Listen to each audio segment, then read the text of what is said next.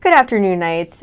Thanks for joining us. I'm Courtney McLain, and today is Thursday, March 27, 2025. Here's your Charge on Air update. President Trump announced yesterday he will implement a 25% tariff on foreign vehicles and auto parts imported to the U.S. About 50% of cars sold in the U.S. are made domestically, while the other half mainly come from Mexico and Canada. The White House says the ongoing tariff war aims to boost the rate of domestic manufacturing and create more American jobs. Trump also further explained his goal of making interest on car loans a tax deductible, but this will only apply to cars made in the U.S. However, equity analysis experts claim U.S.-based manufacturers rarely use only made U.S. products, ultimately leading to a significant rise in car prices for consumers. Orange County commissioners are discussing the future of Florida's film industry, leading more film students to have the chance to pursue their passions here in Florida. The Charge on Air reporter Andrew Sukdeo takes us to the film department to hear how they feel about this. Orange County has approved a film initiative on May 7, 2024.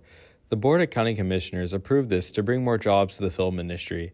They wanted to retain graduates from our local film programs. UCF is included in this, as well as 5 other film programs. John Lux is an executive director at Film Florida who shares how this will help the future.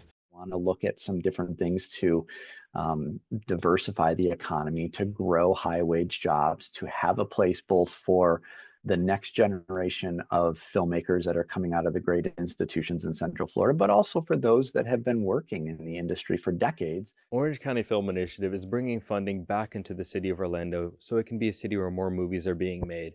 I spoke with UCF students here to see how they feel about this, as it could bring them more career opportunities in the future, so they potentially won't have to leave Orlando and they can stay right here to make more movies.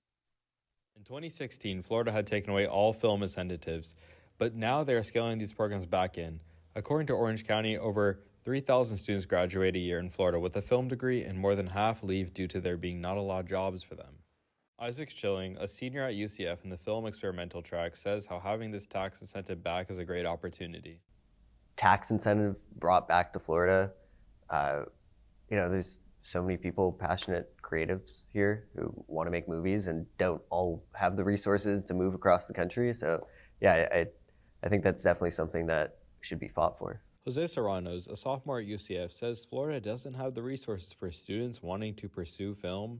Obviously a huge booming industry in Atlanta right now, which is just a state away, but it feels very far to me just because I'm going to school in Florida. I don't really have the funds or the resources to go there while I'm studying here, With this initiative, Orange County is working on bringing film back to Central Florida. In Orlando, Andrew Sukdeo, The Charge on Air.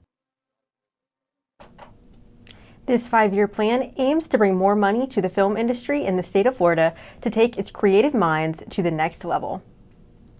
If you're feeling really creative, today is the perfect day to dust off those coloring books, because March 27th marks National Scribble Day. Inspired by Diane Albert's children's book, I'm Not Just a Scribble, today encourages people to get in touch with their inner artist and embrace creativity and self-expression. So if you're looking for a spark of inspiration, go ahead and pick up a pencil. Maybe your scribble will turn into something great. Now let's take a look at today's weather forecast. Today's high is 83 degrees with mostly clear skies and a 0% chance of rain. Tonight the low is a chilly 58 degrees with a 0% chance of rain, so you may need a sweater or a light coat tonight.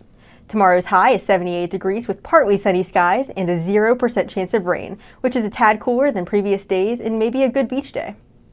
That's all the time we have for now. Make sure to keep up with all that's happening throughout the week by following us on Instagram at The Charge News, and check back here tomorrow for another news update. I'm Courtney McLain. Thanks for watching and have a great day.